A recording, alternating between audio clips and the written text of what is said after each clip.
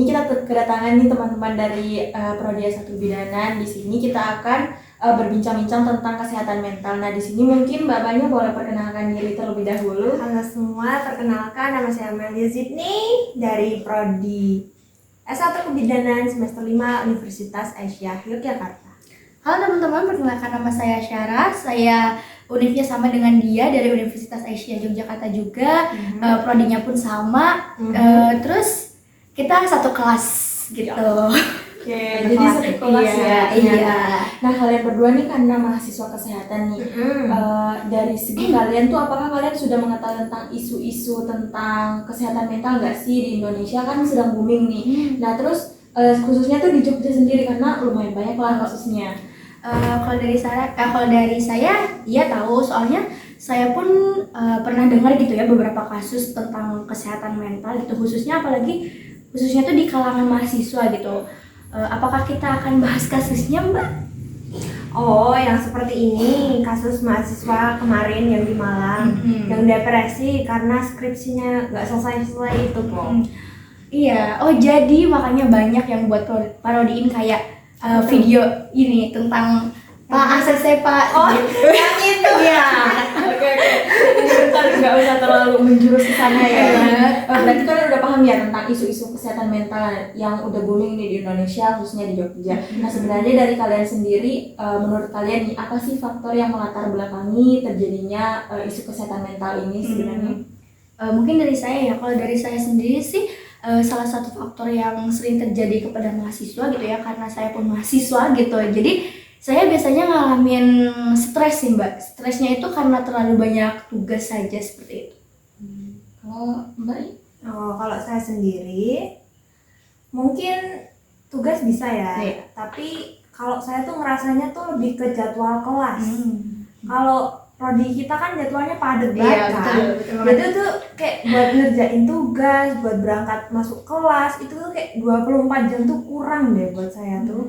Berarti lebih ke tugas ya. Nah, kalau selain penugasan nih, misalnya kalau organisasi menurut kalian bisa nggak sih itu menimbulkan suatu kendala yang menghambat kalian sampai tuh mengarah pada kesehatan mental kalian? Sebenarnya sih bisa ya, Mbak, kalau misalnya kegiatan kampus dengan kegiatan organisasi itu kayak tabrakan jadwalnya seperti itu, Mbak. Nah, karena saya merasa tidak bisa membagi waktu gitu antara tugas kuliah dengan organisasi, makanya terkadang saya merasa stres dengan kegiatan kampus dan kegiatan organisasi. Kalau Mbak Amalia gimana? Kalau saya sendiri, karena saya mengikuti organisasi di dalam kampus ya, saya tuh bukan merasa terbebani, malahan saya tuh tetap bahagia gitu. Karena kan organisasi itu kan nomor 2 ya, nomor 1-nya tetap kuliah nih. Jadi saya tetap menomorsatukan tugas dan menomor-2kan organisasi. Nah, dengan saya bergabung dengan organisasi itu dan bertemu dengan beberapa banyak orang yang berbagai tipe juga, itu tuh membuat saya healing lah kalau bahasa anak sekarang ya. Dan organisasi saya tuh lumayan ini sih, tugas friendly. Oke, jadi ada 2 jawaban ya, ada yang stres, ada juga yang enggak, tergantung bagaimana organisasinya juga.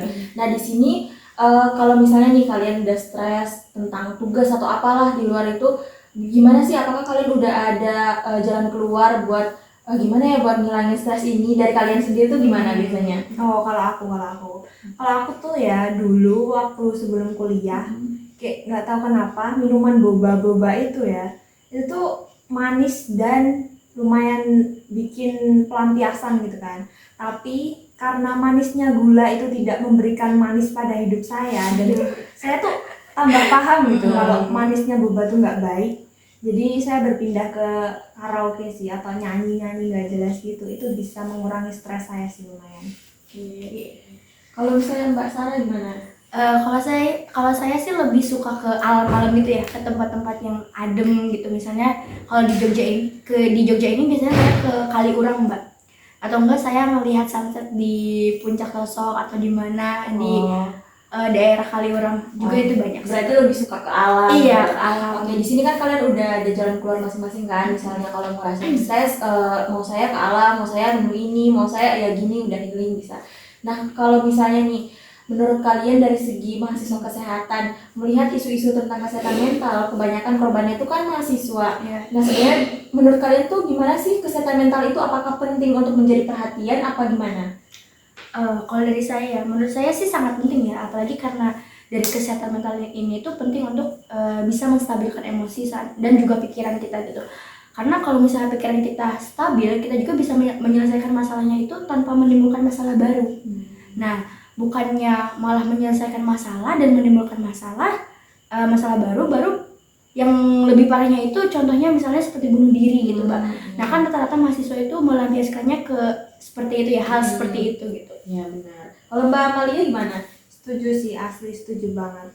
Karena kadang-kadang tuh orang-orang depresi itu cuma pengen didengar gitu. Tapi kadang mereka bingung mau curhat ke siapa, mau cari pendengar ke siapa, sehingga mereka bingung dan merasa takut. Terus mereka tuh bakal ngerasa sendiri gitu. Nah, makanya untuk mereka agar tidak merasa sendiri tuh ditemenin gitu loh, sehingga dia tuh nggak merasa sendiri dan semakin menyalahkan diri sendiri. Berarti udah dari 2 jawaban nih berarti emang sangat penting ya untuk jadi perhatian. Nah di sini karena kita udah bicara tentang kesehatan mental nih udah jauh dari tadi udah aku tanyain.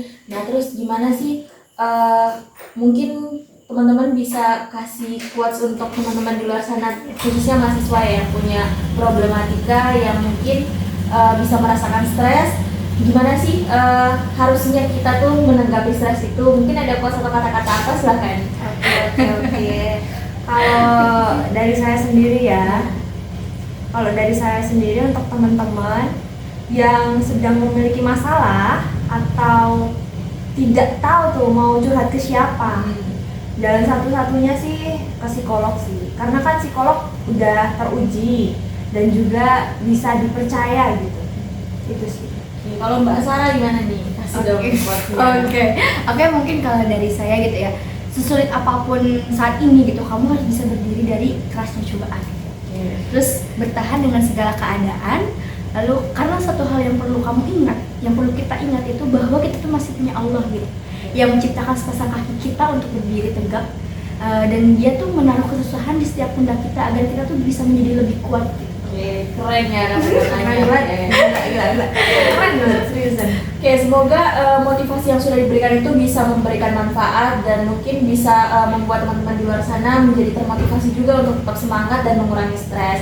Nah, mungkin itu saja dari kita tentang isu kesehatan mental. Nantinya kita akan kembali dengan isu-isu yang lain yang mungkin bisa kita bahas seputar dengan mahasiswa. Mungkin saja dari kita. Terima kasih. Assalamualaikum warahmatullahi wabarakatuh. Bye bye.